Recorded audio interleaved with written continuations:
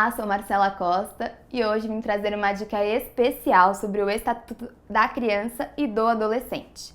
O tema deste vídeo é um tema de grande incidência na prova. Eu vou falar para vocês e vocês vão logo lembrar de alguns pontos importantes. Esse vídeo vai falar sobre ato infracional. Que importância grande tem esse tema? E ele tem algumas peculiaridades que pode ser o pulo do gato para você acertar uma questão. E a gente sabe que a OAB, uma questão é sempre bem-vinda. Então vamos tentar trazer os detalhes importantes para que essa questão seja sua. O ato infracional, ele pode ser realizado tanto por criança ou por adolescente. Mas existe uma diferença na sanção que eles vão receber. Criança, ela não sofre a sanção igual a do adolescente. Por quê? O adolescente, quando comete o ato infracional, ele vai sofrer uma medida socioeducativa. Já a criança, quando sofre e comete um ato infracional, a sanção dela será uma medida de proteção.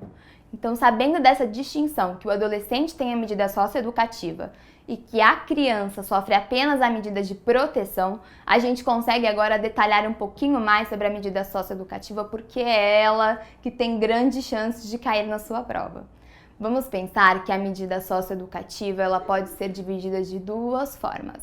A primeira é o meio aberto, que é aquele caso em que há prestação de serviço por parte do adolescente, por exemplo. E a segunda opção é quando há restrição de liberdade do adolescente. E quando a gente fala dessa restrição de liberdade do adolescente, a gente pode pensar em dois detalhes importantes para você durante a prova. Primeiro, a medida de restrição de liberdade ela tem um prazo máximo de 3 anos.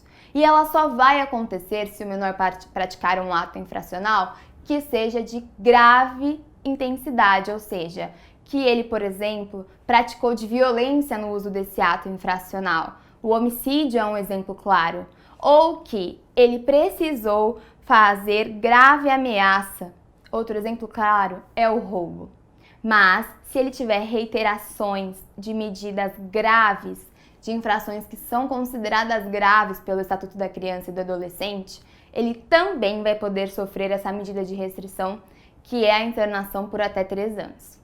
Mas eu vou falar uma observação para vocês que é uma observação capciosa. É uma observação que talvez a gente não consiga lembrar tão facilmente, mas que pode fazer tamanha diferença.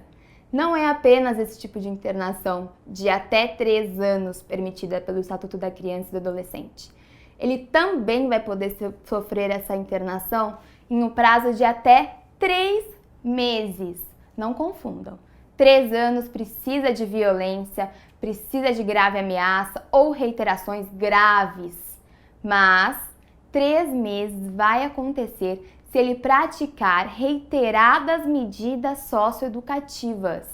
Por exemplo, se ele pichar o muro, sofrer uma advertência, aí ele cometer outro tipo de medida socioeducativa, for lá e pichar o mesmo muro.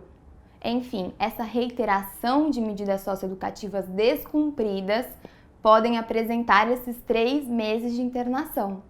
Bom, espero que vocês tenham gostado. Bons estudos!